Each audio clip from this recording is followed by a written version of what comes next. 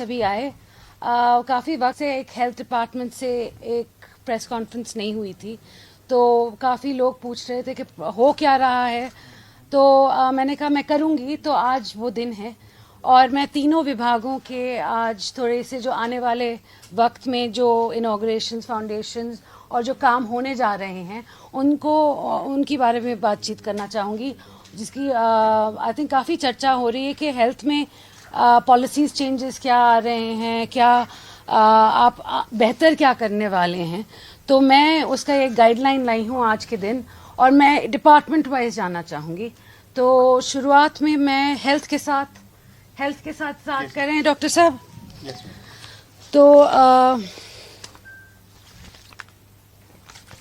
ये हेल्थ जी, सबसे पहले तो हम सभी जानते हैं कि हेल्थ में 777 डॉक्टरों की ज़रूरत थी, जिनमें काफ़ी हद तक हमने आई थिंक 720 डॉक्टर अभी नियुक्त कर लिए हैं और वो अपने पोस्ट पे जा भी चुके हैं। कुछ 40 हैं जो बकाया जो वेटिंग लिस्ट में हमने आगे करने हैं।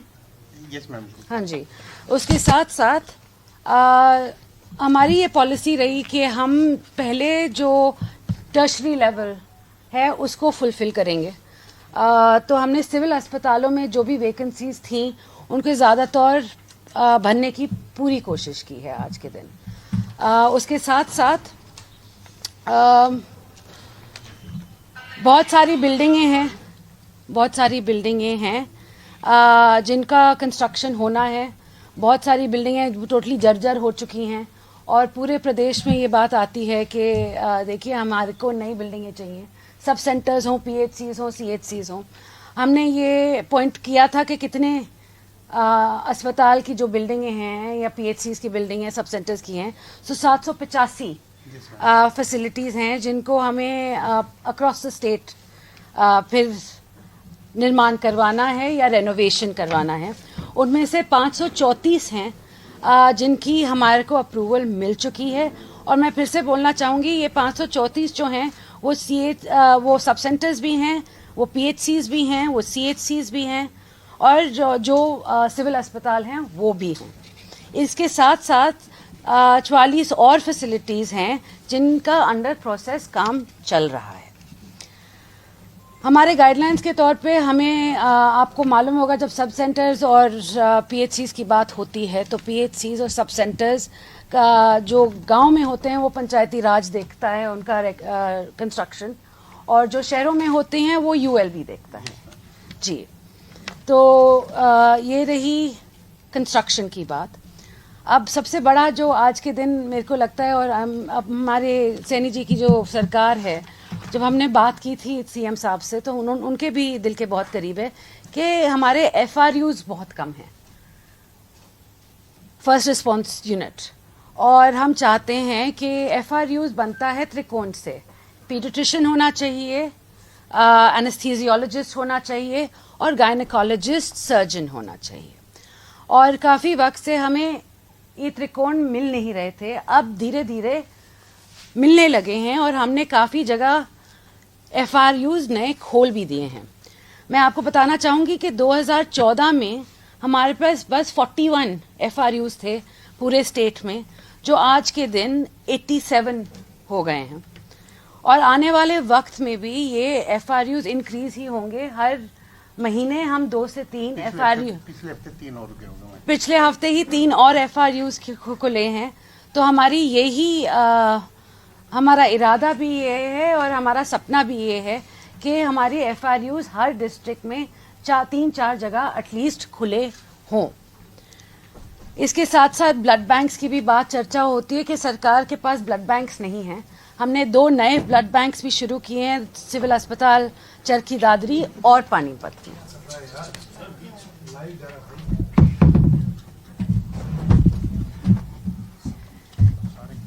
हमारे साथ दूसरे हमारे डीजी साहब 1 एंड डीजी साहब 2 दोनों आ गए। आपको मालूम है कि पिछले हफ्ते हमने उज्ज्वल दृष्टि योजना की थी, हिसार में मैं थी, और पूरे प्रदेश में सिविल अस्पताल, सीएचसीज और सब डिविजनल अस्पताल के थ्रू हमने आंखों के चश्मे जो चश्मे हैं वो बांटे थे लोगों के बीच में, और साथ साथ हमने आई टेस्ट भी करवाए थे, और 1,40,000 तक हमने चश्मे बांटे हैं, और साथ साथ 40,000 हम बच्चों के भी टेस्ट करवा रहे हैं, और जहां उनकी भी ज़रूरत पड़े 40,000 हमारे पास उनके लिए भी चश्मे हैं। अब आने वाले वक्त में सबसे बड़ी बात है कि हमारे पास हर डिस्ट्रिक्ट में बहुत सारी इनॉग्रेशंस सीएम साहब करने जा रहे हैं अगले महीने, तो उसकी भी लिस्ट मेरे पास है जी। मैं डिस्ट्रिक्ट वाइज बताऊं, आप बताएं? मैं डिस्ट्रिक्ट वाइज बता देती हूँ। जब अंबाला की बात आती है तो हमारे पास 5 सब हेल्थ सेंटर्स हैं जिनका फाउंडेशन लगने जा रहा है। रेनोवेशन, डिस्ट्रिक्ट अस्पताल के रेनोवेशन लगने जा रहा है। ये टोटल 5,28,00,000 में होने जा रहा है। भिवानी में हमारे पंडित नेकी राम गवर्नमेंट मेडिकल कॉलेज का इनॉग्रेशन होने जा रहा है, और एक सब हेल्थ सेंटर उसके साथ साथ। चरखी दादरी में 11 नए सब हेल्थ सेंटर का फाउंडेशन स्टोन सीएम साहब रखेंगे। फरीदाबाद में क्रिटिकल केयर हॉस्पिटल ब्लॉक का फाउंडेशन रखने जा रहे हैं। नर्सिंग कॉलेज 2 बनने जा रहे हैं फरीदाबाद में। डिस्ट्रिक्ट अस्पताल में एक 200 बेड का एमसीएच विंग का फाउंडेशन रखने जा रहे हैं सीएम साहब। फतेहाबाद में 3 सब हेल्थ सेंटर बनने जा रहे हैं। गुरुग्राम में डिस्ट्रिक्ट अस्पताल के रिपेयर वर्क हो रहे हैं। सब हेल्थ सेंटर खुल रहा है, और एक ब्लॉक हेल्थ यूनिट का खुल रहा है। हिसार में 8 नए सब हेल्थ सेंटर्स खुल रहे हैं। झज्जर में 2 सब हेल्थ सेंटर्स और 2 ब्लॉक पब्लिक हेल्थ यूनिट खुलने जा रहे हैं। जींद में आपका कम्युनिटी सीएचसी जो है उसका फाउंडेशन स्टोन लगने जा रहा है 2 जगहों पे, उचाना और कंडेला में। पीएचसी भी लगने जा रहे हैं, और सब हेल्थ सेंटर भी 2 जगह बनने जा रहे हैं। कैथल में 13 फाउंडेशन स्टोन्स लगने जा रहे हैं सब हेल्थ सेंटर्स के। अब करनाल में क्रिटिकल केयर ब्लॉक का फाउंडेशन लगने जा रहा है। Medical college Pandit Deendayal Upadhyay UHS कोटेल, इसका इनॉग्रेशन होने जा रहा है। ये हो गए अभी तक 2 मेडिकल कॉलेजेस जिनका इनॉग्रेशन सीएम साहब करने वाले हैं। डिस्ट्रिक्ट अस्पतालों का आईसीयू डीसीएच करनाल में इनॉग्रेट होने जा रहा है। उसके साथ साथ रिपेयर वर्क भी हो रहा है। सीएचसी बन रही हैं, और 9 सब हेल्थ सेंटर्स दिए जा रहे हैं, फाउंडेशन स्टोन लगाए जा रहे हैं। कुरुक्षेत्र में एक नर्सिंग कॉलेज का इनॉग्रेशन हो रहा है, और 2 हेल्थ सेंटर खुलने जा रहे हैं, और एक पीएचसी का इनॉग्रेशन हो रहा है।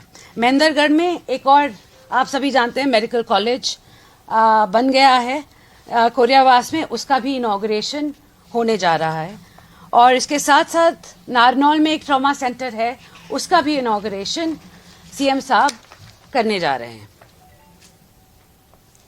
नूह में क्रिटिकल केयर हॉस्पिटल ब्लॉक का फाउंडेशन लगने जा रहा है। उसके साथ साथ एक एमसीएच मदर एंड चाइल्ड अस्पताल, वो भी उसका फाउंडेशन लगने जा रहा है। डिस्ट्रिक्ट हॉस्पिटल मांडीखेड़ा में जो सीएच है हमारा सिविल अस्पताल, उसका रिपेयर वर्क होने जा रहा है। और एक प्राइमरी हेल्थ सेंटर भी लगने जा रहा है।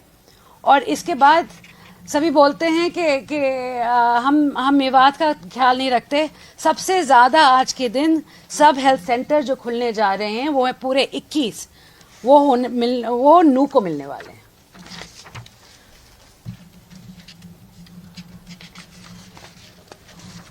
पलवल की बात हो तो डिस्ट्रिक्ट अस्पताल का रिपेयर वर्क और 7 न्यू सब हेल्थ सेंटर्स। पानीपत में भी आपके डिस्ट्रिक्ट हॉस्पिटल में आईसीयू, उसका इनॉग्रेशन होने वाला है। प्राइमरी हेल्थ सेंटर्स 2 खुलने वाले हैं, सब सेंटर 1।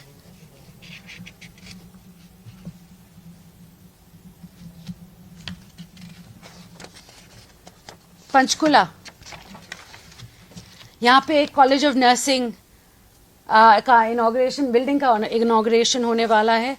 और डिस्ट्रिक्ट अस्पताल में जो मैटरनिटी ब्लॉक है उसका फाउंडेशन, एडिशनल ब्लॉक का फाउंडेशन, और सब हेल्थ सेंटर्स 2 बनने जा रहे हैं, 3 बनने जा रहे हैं टोटल पंचकुला। नहीं, ये पंचकुला का, सॉरी, ये था रेनोवेशन और नर्सिंग कॉलेज सिर्फ पंचकुला का। अब रेवाड़ी की बात आती है।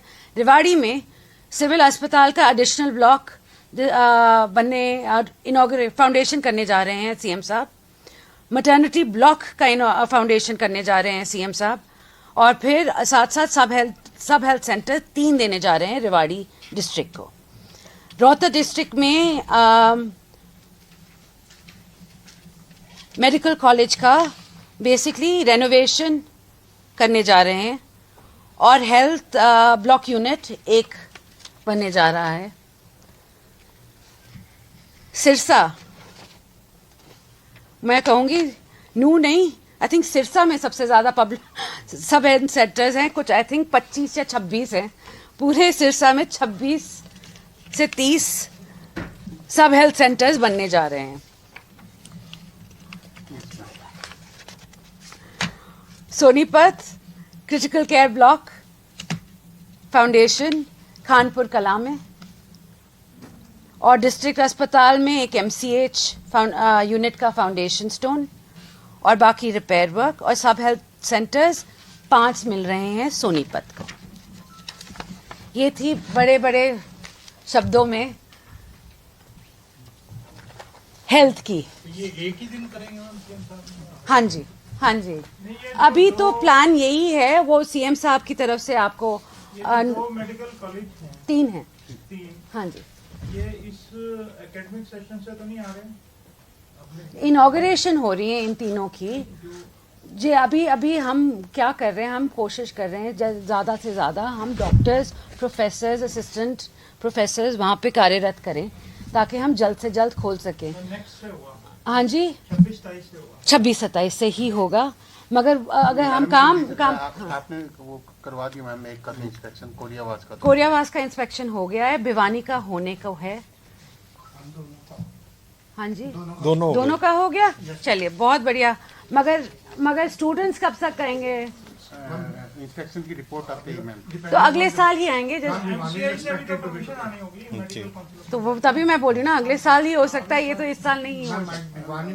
भिवानी का हम कोशिश कर सकते हैं, मगर हम पक्का तो हम अगले साल तक ही प्रॉमिस करेंगे इसको, क्योंकि हमारी पूरी कोशिश है आज के दिन कि हम ये तीनों जो कॉलेजेस हैं वो जल्द से जल्द अपने पैरों पे खड़ा करें और स्टूडेंट्स को इसके, और आई थिंक इन दोनों को मिला के हमें 300 और सीट्स मिल जाएंगी MBBS की। वो बहुत बड़ी बात है, क्योंकि हमारे पास आज के दिन डॉक्टर्स की कमी बहुत ज़्यादा है। तो जितने मेडिकल कॉलेजेस बनेंगे और जितने हमें स्टूडेंट्स मिलेंगे, तो आगे जाके आई थिंक हरियाणा सरकार को भी कोई आने वाले वक्त में प्रॉब्लम नहीं होगी डॉक्टर्स और एमओज मिलने की। बजट की बात करें तो इन 3 कॉलेजेस की चरखी दादरी नहीं, यू आर रॉन्ग।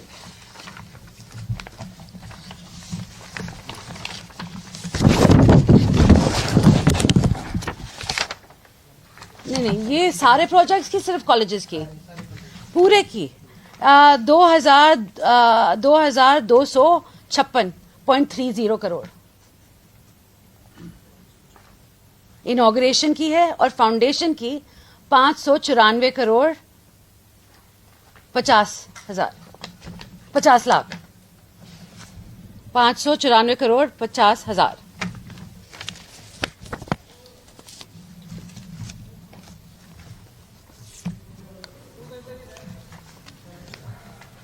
अब मैंने ज्यादा तौर पे आपको बता ही दिया है कि 3 कॉलेजेस खुलने जा रहे हैं,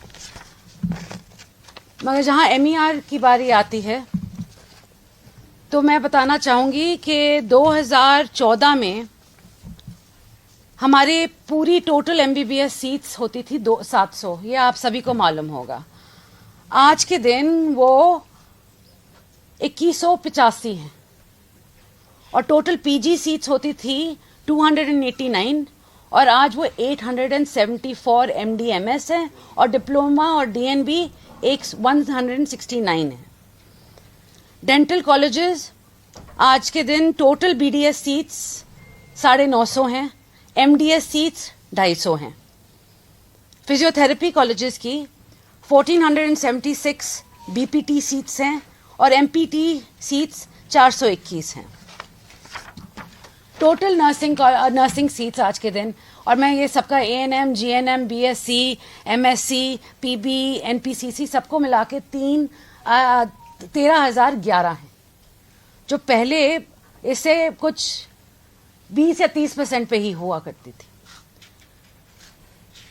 और हमारा आज के दिन आई थिंक सबसे बड़ा जो आने वाले वक्त में हमें हमारी जो PG सीट्स हैं उसको बढ़ाना है, कि हम सब देख रहे हैं आज के दिन कि हमारे पास सुपर स्पेशलिटी वाले डॉक्टर्स नहीं आ रहे। पहले तो हरियाणा में सिर्फ 700 ही सीट्स हैं, जो पहले से तो कहीं ज़्यादा हैं, मगर जितनी होनी चाहिए उससे अभी तक वहाँ उस लेवल तक हम नहीं पहुँचे। तो इन मेडिकल कॉलेजेस के थ्रू हम PG सीट्स भी और इंक्रीज करके सुपर स्पेशलिटी डॉक्टर्स अपने बीच अपने सारे जो अस्पतालों में हैं वो वहाँ पे कार्यरत करना चाहते हैं। मैम, एक आयुष्मान योजना के तहत पेमेंट नहीं हो रही सिविल अस्पतालों में और उसकी वजह से हार्ट के मरीजों को दिक्कत आ रही है, क्या कहना चाहेंगे? मैं ये कहना चाहूँगी कि आप पहले तो जब प्रश्न करें तो आप बोलें कि आप एक इंस्टीट्यूशन की बात कर रहे हैं और बाकियों की नहीं कर रहे। आप मेडिट्रीना की बात कर रहे हैं फिर से, हाँ या ना? हरियाणा की बात नहीं, आप मेडिट्रीना की बात कर रहे हैं, नहीं, सिविल अस्पताल मेडिट्रीना की ही बात कर रहे हैं ये। हाँ जी, मैं बोलूँ कि ये पूरे हरियाणा की बात नहीं है, ये एक अस्पताल की बात है जिनके पास 4 ब्रांचेस हैं, जिनकी बात आई है सामने। और इनका क्या हुआ है कि ये चाहते हैं कि ये अपना आयुष्मान जो इनके पास पॉलिसी के तहत उनको सिविल अस्पताल के साथ अपने ट्रीटमेंट्स हैं वो पैसे नोडल ऑफिसर से पास करवाने पड़ते हैं और फिर उनको पैसे मिलते हैं। ये चाहते हैं कि डायरेक्ट आयुष्मान के साथ उनका संपर्क हो और CH बीच में ना हो। अब पूरे हरियाणा में ऐसा कोई केस नहीं है जहां डायरेक्ट आयुष्मान डिपार्टमेंट के साथ उनका कोई एजेंसी है कि वो डायरेक्ट कर सकें। हमेशा सरकारी अस्पताल पहले आएगा, नोडल ऑफिसर पहले पास करेगा और फिर उनको पैसे मिलेंगे। It happens case to case. अब हर केस पे आपको दिखाने पड़ेंगे आपकी फाइल्स। तो मैंने मेडिट्रीना वालों से बात भी की थी, चर्चा भी की थी, और उनके काफ़ी सारे केसेस हैं जहां पर उनको बहुत प्रॉब्लम पड़ रही है पूरे केस फाइल्स दिखाने की। साथ साथ आप भी जानते होंगे, आप पूरे प्रश्न नहीं पूछते, मगर फरीदाबाद में उनके साथ एक फ्रॉड का केस भी हुआ था, क्योंकि जो डॉक्टर वहां पे साइन कर रहा था वो हार्ट स्पेशलिस्ट निकले ही नहीं, वो फ्रॉड थे। अब ऐसी चीजें निकल के आ रही हैं, तो आप भी थोड़ा सा आप डेल्व करो इस मैटर में प्रश्न पूछने से पहले कि ये सरकार की गलती ही नहीं, शायद उस तरफ से भी गलती हो सकती है। हाँ, मैं तो चाहूंगी, देखो मेडिट्रीना बहुत अच्छा काम कर रही है। जो रेट मेडिट्रीना आज के दिन दे रही है वो शायद ही कोई और दे रहा हो। तो मैं तो चाहूंगी, और मैंने भी 2 या 3 बारी मेडिट्रीना ग्रुप के साथ, और दोनों DG साहब यहाँ बैठे हुए हैं, हम सब ने एक मीटिंग भी की थी और जहां हमने सॉल्व करने की कोशिश की, और वहाँ के ओनर्स भी आए थे, दोनों डॉक्टर्स आए थे, और मैंने कहा भी था उनको कि मैं अपना पूरा कोशिश करूंगी, आपकी तरफ से भी आपको कदम आगे बढ़ाना पड़ेगा, क्योंकि हमें आधे रास्ते ही मिल सकते हैं। तो अगर आपकी केस फाइल्स चाहिए तो ये पॉलिसी के तहत you have to give it, आपको देनी पड़ेंगी। अगर पॉलिसी मैं बेंड और चूज नहीं कर सकती कि मैं किससे फाइल्स मांगूंगी और किससे नहीं मांगूंगी, सबको फाइल्स दिखानी पड़ती हैं। तो अगर आपके पास ये केस हैं और आपको इनका पैसा चाहिए तो आपको इनकी फाइल्स दिखानी पड़ेंगी। मैडम, बाकी आयुष विभाग की बात की जाए या और आपके आयुष विभाग की आ रही हूँ जी।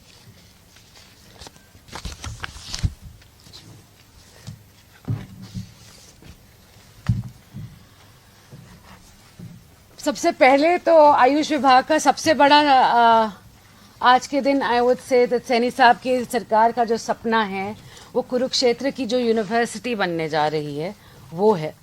श्री कृष्णा आयुष यूनिवर्सिटी, जो शुरुआत इसकी हुई है 25-26 में 100 एकड़ के प्लॉट में, और अभी तक 63 सीट्स मिल रही हैं BAMS की, और 82 सीट्स मिल रही हैं पोस्ट ग्रेजुएट लेवल की, और इसके साथ साथ 63 और सीटें मिल रही हैं डिप्लोमा इन फार्मेसी की। एक आयुष हर्बल पार्क इस्टेब्लिश हो रहा है रेवाड़ी में भी और एक जींद में भी। प्रोविजन ऑफ गवर्नमेंट ने एक होम्योपैथिक कॉलेज, आई थिंक 2020 या 21 की बात है, आयुष, हाँ जी, होम्योपैथिक कॉलेज जो चांदपुरा में बनने जा रहा है, ये अभी भी बन रहा है। इसके ऊपर मैंने काम और करवाना है और जल्द करवाना है, क्योंकि काफ़ी वक्त हो गया है इसको निकले हुए, और ये अभी तक बना नहीं है। मगर हमारे आने वाले वक्त के जो हमारे काम हैं उसमें ये सबसे प्रायोरिटी पे है आयुष के। ये एक तो श्री कृष्णा यूनिवर्सिटी और ये होम्योपैथिक कॉलेज। लिटिगेशन में चला गया था। हाँ जी, डीजी साहब बता रहे हैं कि वो लिटिगेशन में चला गया है, इसलिए उसका काम थोड़ा वक्त लग रहा है। अब दोबारा से रीटेंडर होगा। 421 आयुष डिस्पेंसरी, 111 सब हेल्थ सेंटर अपग्रेड हो गए हैं आयुष्मान आरोग्य मंदिर में। इनमें से 201 आयुष्मान आरोग्य मंदिर NABH से सर्टिफाइड हैं। इसके साथ साथ ये हो गई आपकी बात, बेसिकली पूरे हेल्थ, MER और आयुष में जो काम हो रहा है आज के दिन। अब पूछें, बताएं। आपने जो इंफ्रास्ट्रक्चर की बात करी मैडम कि नए प्रोजेक्ट्स शुरू कर रहे हैं, लेकिन पहले पुराने जो हॉस्पिटल्स चल रहे हैं उनकी स्थिति में भी सुधार की नहीं, वही मैंने कहा था ना कि आपको कि हमने एक नंबर बनाया 704, मैंने बोला था 782 हैं जिन्होंने पॉइंट आउट किया है कि इनकी बिल्डिंगें जर्जर हो चुकी हैं, इनको रेनोवेशन की ज़रूरत है या इनको कहीं और शिफ्ट करने की ज़रूरत है। तो ये हो गया है हमारे डिपार्टमेंट का काम। इसके साथ साथ 500 समथिंग पे अप्रूवल भी आ गई है, और आई थिंक 44 और की अप्रूवल हम वेट कर रहे हैं। तो कितना टाइम कह सकते हैं, क्योंकि मैडम कई जगहों पर देखने को मिलता है कि बारिश हो रही है तो हॉस्पिटल में पानी निकल जाता है, मरीजों को काफी दिक्कत नहीं, आती है। ये बहुत इंपॉर्टेंट चीज़ है, बिल्कुल। टाइम पीरियड रखा है, कितने टाइम में उनकी रेनोवेशन? देखिए जी, मैं इतना कह सकती हूँ कि आप सब जानते हैं हेल्थ डिपार्टमेंट कंस्ट्रक्शन में नहीं है, मगर हम ओवरसी करने की कोशिश करते हैं, और हम PWD से हर महीने एक मीटिंग कर रहे हैं PWD डिपार्टमेंट से कि ये जल्द से जल्द जो भी काम रह गए हैं आधे अधूरे, वो जल्द से जल्द पूरे हों, ताकि जो रेनोवेशन का काम भी है, क्योंकि बहुत सारी टाइम जो होता है कि जब तक पूरी परमिशन मिल जाती है बिल्डिंग करने की। हाँ जी, पैसे ट्रांसफर कर चुके हैं हम सारे के सारे अस्पतालों के लिए, पूरे हरियाणा के नंबर ऑफ टॉयलेट्स के भी, ब्यूटिफिकेशन के भी, उनमें जो भी कमियां हैं, रेनोवेशन की भी पैसे ट्रांसफर हो चुके हैं। जिला स्तरीय जो अस्पताल हैं आप, हाँ जी, क्योंकि आजकल टेस्ट पे बड़ा फोकस होता है, वहाँ पर CT स्कैन है, MRI वगैरह है, वो कोई ऐसी है कि हम इतने टाइम में कर देंगे, या PP मोड में कोई ऐसा चल रहा है विचाराधीन है मामला? नहीं, सभी तरह के टेस्ट, क्योंकि आजकल टेस्ट पे डॉक्टर्स का बड़ा फोकस रहता है और प्राइवेटली बड़े कॉस्टली हैं वो। तो सबसे 17 जगह हमारे CT स्कैन सेंटर चल रहे हैं। नॉट ओनली CT स्कैन, आजकल MRI का मैडम ने ये पैथ लैब्स की भी बात कर रहे हैं। मैडम ने हाँ। आने के बाद यही वो दिया है, आदेश दिए हैं, अभी सारी जगह MRI हो, तो MRI के 9 जगह की MRI के टेंडर हम फ्लोट कर चुके हैं, हमारे पास आ चुकी हैं। जल्दी बिड खोल के हम उनको अलॉट कर देंगे। साथ साथ एक्सरे मशीन्स की भी हो गई हैं, अल्ट्रासाउंड्स की होनी है। एक्सरे मशीन DR सिस्टम, यानी Yes. जो डिजिटल रेडियोग्राफी सिस्टम, अभी उसमें फिल्म की जरूरत नहीं, डॉक्टर के पास सीधे उसमें चली जाएगी, डिजिटल हो जाती है, और बहुत सारी जगह। हाँ जी, सिविल हॉस्पिटल में बिल्डिंग तो बन गई है, लेकिन सुविधाओं की अब भी कमी है।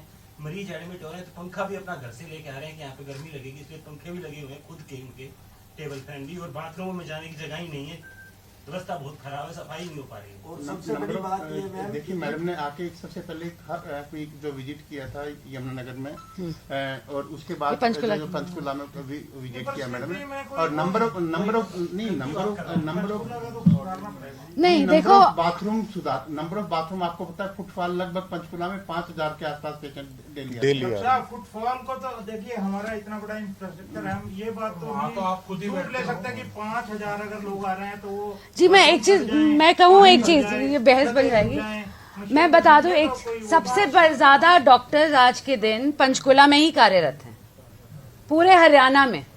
तो जब आप बात करते हैं कि यहाँ पे फैसिलिटीज नहीं मिल रही, बिल्कुल मिल रही हैं, क्योंकि पंचकुला जितने डॉक्टर्स कहीं शायद ही किसी और डिस्ट्रिक्ट में होंगे आज के। नहीं, दूसरी बात, no, now we come to cleanliness. इतनी बड़ी बिल्डिंग बना दी गई है, फायर ब्रिगेड की कोई भी अभी तक उसमें एनओसी नहीं हुई है, और ओपीडी शुरू कर दी गई, तो कल को कोई हादसा होता है तो जिम्मेदार होगा? नहीं, वो फाइनल फेज में है, प्रोविजनल हमने परमिशन मांग ली है, उसको सर प्रोविजनल एनओसी दे दी थी। बिल्कुल। ओपीडी आप लोगों ने चालू कर दी? ओपीडी सिर्फ अभी हमने ग्राउंड फ्लोर पे और फर्स्ट फ्लोर पे हमने स्टार्ट किया। जो प्रेग्नेंट लेडी होती है उनको 10 दिन रखा था, क्योंकि उनका स्टाफ ही नहीं है। खुद वहाँ की डॉक्टर बोलते हैं कहाँ पे? पंचकुला की बात कर रहे हैं आप? अच्छा, आप सब पंचकुला से ही वास्ता रखते हैं, तो पंचकुला की बात, बाकी हरियाणा कोई इंटरेस्ट नहीं है। मगर मैं बात कर लूँ, नहीं तो पूरा हरियाणा जो क्लीनेस की बात है वो पूरे हरियाणा में मैं वो अगर मेरे को अगर 2 मिनट दें तो ये सबसे बड़ी बात है। मैंने यमुनानगर भी जाके देखा था और मैंने यही कहा था कि हमारे जो फाइल्स पे लिखा हुआ होता है कि हमारे पास स्वीपर हैं इतने सारे, HKRN ने लगा रखे हैं, फर्जन आप कहो कि 40 लगा रखे हैं और 10 काम कर रहे हैं, तो बाकी 30 क्या कर रहे हैं? मैंने पूछी थी तो उन्होंने कहा था कि जब HKRN लगा था तो ये सारे स्वीपर्स में आ गए थे, मगर कुछ कहीं लगे हुए हैं, कुछ कहीं लगे हुए हैं।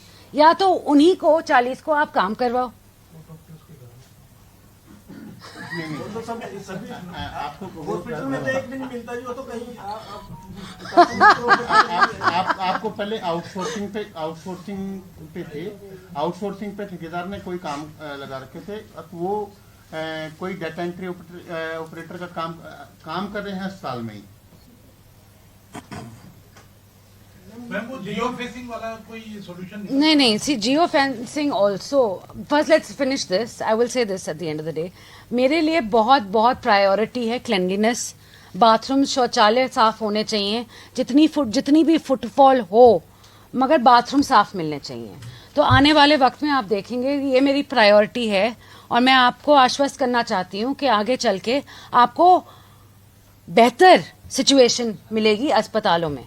और जो लोग स्वीपरिंग का काम कर रहे हैं और या लगे हुए हैं उस पे, तो उनको स्वीपिंग का काम करना चाहिए, क्योंकि हमारे और तौर से तो हमने 40 दे रखे हैं स्वीपर। अगर वो 10 ही काम कर रहे हैं तो उसमें कोई ना कोई मिसकम्युनिकेशन, कोई गैप है, तो वो गैप हमको सही करना है आने वाले वक्त में। अब आप बात कर रहे थे जियो फेंसिंग की बात। जियो फेंसिंग में मेरे पास आए थे नर्सेज, डॉक्टर्स के रिप्रेजेंटेटिव, और उन्होंने कहा था कि देखिए हमारे को क्यों किया जा रहा है, ये आपको भी पता होगा, उन्होंने आपको भी ज्ञापन या कुछ दिया होगा कि हमारा ही डिपार्टमेंट ऐसा क्यों है, बाकी डिपार्टमेंट में नहीं है। और मेरा बस एक ही जवाब है इसका कि हम एक इमरजेंसी सर्विस डिपार्टमेंट हैं, और हमें नहीं पता तो होता कि कब क्या होने वाला है, और हमारी ज़रूरत कभी भी पड़ सकती है, तो हमको सचेत रहना पड़ेगा। और हमारे पास बहुत सारे डॉक्टर्स हैं जो दिन रात एक कर रहे हैं, बहुत मेहनत कर रहे हैं। हाँ, कुछ ऐसे भी डॉक्टर्स हैं जो अच्छा काम नहीं कर रहे हैं, तो उनमें फर्क ये है कि आज के दिन जो अच्छा काम कर रहे हैं वो नहीं आ रहे आगे। तो शुरू से ऐसा ही होता है। हमें बस ये देखो, मेरे पास हर डिस्ट्रिक्ट में लोग आते हैं कि ये PHC फलाना PHC में डॉक्टर नहीं आ रहा, सुबह नहीं आ रहा या नहीं आ रही, और 2-2 दिन चले जाते, वो नहीं आते। और वो डॉक्टर से मिलती हूँ तो वो बोलते हैं कि हम तो वहां थे, अब मैं वहां नहीं थी, अब मैं किसको बिलीव करूं? तो अगर जियो फेंसिंग मिल जाता है और वो डॉक्टर अपने काम पे लगा हुआ था, तो उसके पास प्रूफ हो जाता है कि देखो मेरे पास, मैं तो वहां था, मगर ये मेरे पीछे पड़े हुए हैं किसी और कारणवश, तो उनके लिए भी कल को दिन प्रूफ हो जाता है कि हम काम कर रहे हैं। तो this is not one sided, ये दोनों साइड के लिए अच्छी बात है मैं सोचती हूँ आने वाले वक्त में। और जहाँ लोकेशन सर्विसेज की बात होती है, बहुत सारे बोलते हैं कि हमारा लोकेशन आप टैप करोगे, हम कहाँ जा रहे हैं, क्या कर रहे हैं। भाई हरियाणा सरकार को कोई इंटरेस्ट नहीं है आप काम के बाद में कहाँ जाते हैं, क्या करते हैं, हमें कोई इंटरेस्ट नहीं है। और आपके फ़ोन पे लोकेशन सर्विस ऑफ करने का जरिया है, आप सब स्मार्टफोन आदि इस्तेमाल करते हैं, हम सब जानते हैं। तो लोकेशन सर्विसेज ऑफ कर दीजिए उस ऐप के, सिंपल चीज़ है, उसमें कोई बड़ी बात नहीं है। हाँ जी, विभाग का ये है कि लागू होगी बात को लेकर क्या स्थिति है? पिछले कुछ दिनों का कुछ फीडबैक का अपडेट क्या है? लिंग अनुपात को लेकर मुझे बहुत खुशी है कि पिछले 2-3 महीने में हमारा लिंग अनुपात का रेशियो बढ़ा है। आई थिंक 911 था, आज 916 है। बोलिए डॉक्टर साहब। हाँ जी। नहीं, अगर ये कंपेयर होता है कि जैसे आज 15 तारीख है, भी 15 जुलाई 2024 तक कितना था और 15 जुलाई 2025 तक कितना था, 15 जुलाई 2023 तक, आपको पता है लिंगानुपात में ये देखा जाता है कि मार्च तक ठीक होता है, पिछले अप्रैल मई जून ये होता है कि गिरता लिंगानुपात, और उसके बाद दोबारा से दिसंबर तक फिर वो आता है। अभी तक देखा जाए तो हम पिछले साल के मुकाबले इस साल मच बेटर हैं, और पिछले साल के मुकाबले से हम 2 पॉइंट ऊपर हैं। फिगर क्या है सर? फिगर देखिए, हर हफ्ते अलग से फिगर हर महीने नहीं, वैसे भी लिंगानुपात हर 2 महीने होती है, हर महीने भी नहीं होती। आपके गांव का जैसे बढ़ा वैसे पूरे प्रदेश का मैं आशा करती हूँ कि आने वाले वक्त में मेरे गांव में 1000 लड़कों से 1021 लड़कियां हुई थी। ये बहुत गर्व की बात है मेरे लिए, और मैं सभी हरियाणा के गांव वासियों से बोलूंगी कि रामपुरा का एग्जाम्पल दूंगी कि आप भी ऐसा करके दिखाएं और हरियाणा का नाम प्लीज रोशन करें। मैम, 17,000 महिलाओं को जो जवाब मांगा गया था, हाँ जी। उसमें क्या अपडेट है? 17,000 जो महिलाओं ने रजिस्टर नहीं किया था और वो अबॉर्शन जो हुआ था, नहीं, आशा वर्कर नहीं, अबॉर्शन जो हुआ था ये थे अबॉर्शन की। हाँ, एक मैडम ने के दिशा निर्देश देके कि जितने भी अबॉर्शन, आपको पता है एक का अबॉर्शन का ट्रैक करना, एक अबॉर्शन को, कोई भी अबॉर्शन, ये पीएनडीटी के एक्ट के ही नीचे है, हम ताकि हम अपना लिंग अनुपात ज्यादा बढ़ा सकें। तो उसी को लेकर हम सबने डिपार्टमेंट ने, मैंने ये कहा कि जब एक गर्भवती महिला, सबको मालूम है आंगनवाड़ी आशा वर्कर्स इतला कर देती हैं, और अगर पहले ही 10, 12, 15 हफ्ते में अगर उनका अबॉर्शन हो जाता है तो वो क्यों हुआ, यह हेल्थ रीजंस के कारण हुआ, उन्होंने जाके करवाया क्या है और कहाँ करवाया, वो भी इम्पोर्टेंट है, ताकि जाने तो कि वो कैसे हुआ, क्या वो रजिस्टर्ड हैं अस्पताल, वो नहीं है रजिस्टर्ड अस्पताल। हाँ जी डॉक्टर साहब। इसमें आंसर है नहीं, बिल्कुल। देखिए, पिछले हफ्ते ही लगभग पूरे हरियाणा में 15 FIR या पुलिस इंफॉर्मेशन हुई हैं। जो 3 लड़कियों पे या 2 लड़कियों पे अबॉर्शन हुए हैं, उनकी रिवर्स ट्रैकिंग की भी उन्होंने, कहाँ से ये है कि लिंग जांच करवाई और कहाँ पे गर्भपात करवाया, और ये 15 जो लगभग 12 से 15 अलग, आज भी 2 जगह रेड चल रही है अभी वो सारे के सारे अवैध जो गर्भपात केंद्र हैं उन पे जाके वो करवाते हैं। और वहां से आपको पता है कि हरियाणा में एम्प्टी पिल्स आप ओवर द काउंटर ले लेते थे। अब ये मैडम के प्रयासों से है, लगातार मैडम मीटिंग, हर हफ्ते मीटिंग लेती हैं, तो उसके बाद अभी हरियाणा में आप over the counter empty pills लेके दिखा दीजिए। और उसके बाद क्या होता था कि औरत की सेहत खराब हो जाती थी, ब्लीडिंग के साथ आती थी, और कई बार तो डेथ हो जाती थी। तो वो डेथ रेट भी, जो मेटल मोर्टिलिटी रेशियो है हरियाणा का, एकदम 110 से 89 पे आना। 1 लाख औरतों पे 110 औरतें मरती थी, अब 89 पे आना। और हम हिंदुस्तान की एवरेज से पहले बहुत ज्यादा औरतें मरती थी, अब हम हिंदुस्तान की फिगर के से भी नीचे आ गए हैं। 3 महीने का डाटा मैम आपने दिया था, कितना ही संख्या थी जो जिन्होंने अबॉर्शन कराया था? और नहीं, इन्होंने कहा कि कितने लोगों पे जांच की, नोटिस दिया गया, और ये 1700 महिलाएं थी जिनका अबॉर्शन हो गया था। और अब हम तहकीकात कर रहे हैं कि कैसे और क्यों और किन हालतों में इनका अबॉर्शन हुआ और इन्होंने कौन से जहाँ जो अस्पताल वो गए हैं, तो जल्द ही आपको वो रिपोर्ट मिल जाएगी। नहीं, आपको पता होगा कल ही एक बंगाली क्लिनिक था, वो अबॉर्शन आपकी अनरजिस्टर्ड था, अनरजिस्टर्ड अबॉर्शन क्लिनिक पंचकुला में ही आपको पता है कि कल एक रेड हुई है। मैम, हरियाणा राजनीतिक तौर पर थोड़ा ठंडा पड़ा हुआ था, लेकिन डिनर डिप्लोमेसी जो शुरू की गई, पहले राव साहब ने 12 विधायकों को बुलाया, फिर आपने कल मुख्यमंत्री जी को बुलाया डिनर पे, कल परसों जो भी बुलाया, तो इसके पीछे तरह तरह के प्रयास लगाए जा रहे हैं। कुछ बताना चाहेंगे इस बारे में? मैं जो टिप्पणी मैं दूंगी जी कि क्या मैं पूछूं कि चंडीगढ़ में पहले डिनर नहीं होते थे क्या? नहीं, देखिए मैं बता देती हूँ कि राव साहब का अब घर है चंडीगढ़ में, बहुत सालों बाद आना जाना और चंडीगढ़ से बढ़ चुका है क्योंकि मैं वहाँ पे हूँ। और पहले तो वो आते थे मैं भी कुछ घंटों के लिए और फिर वो निकल जाते थे अपने काम के बाद। अब वो 2 दिन रह के जाते हैं। अब इस बार ही वो आए थे कुछ सोमवार को, उनने और काफ़ी सारे विधायक थे जिन्होंने कहा था कि राव साहब से एक बारी मुझे मीटिंग करनी है, मेरे को बुला दो। तो मैंने कहा 4-5 विधायक हैं, उनको बुला लेते हैं। तो फिर हमने सोचा कि अगर 5 विधायकों को बुलाएंगे और बाकी 5 या 6 को नहीं बुलाएंगे तो फिर उनको लगेगा कि देखो हमको इनको क्यों बुलाया और हमें क्यों नहीं बुलाया। और ये बात मैं बता दूं, ये हुई थी जून के कुछ बीच में और हमने डिनर किया था, बस सब मिल रहे थे, बातचीत हो रही थी, खाना खा रहे थे, ये बात खत्म हो गई। अब 15 दिन बाद आप सभी को खबर मिलती है और ऐसा वाले ही कहते हैं। हाँ, दक्षिण हरियाणा वाले ही कहते थे कि मिल रहा है, और पूरे हरियाणा के विधायक जी जिनसे मेरी मुलाकात हुई और उन्होंने कहा उनको ही बुलाना था मुझे।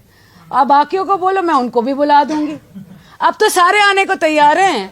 आप बोलते हैं कि अखबारों में छप जाएगी हमारी भी फोटो और मगर मौका मिल जाता है कि एक दिन आपके यहाँ डिनर किया, दूसरे दिन मौका कि ऐसा कुछ नहीं हुआ।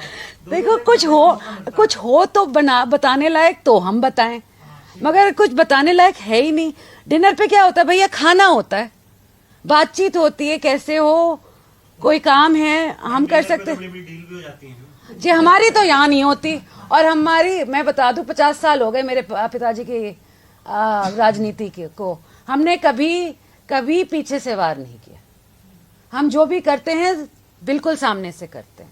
तो जब ऐसी चीजें होती हैं, ये सिर्फ वो कहते हैं ना वो शब्द एक शिष्टाचार भेंट वही हुई थी। नहीं तो सीएम साहब को भी बुलाया आपने बाद में?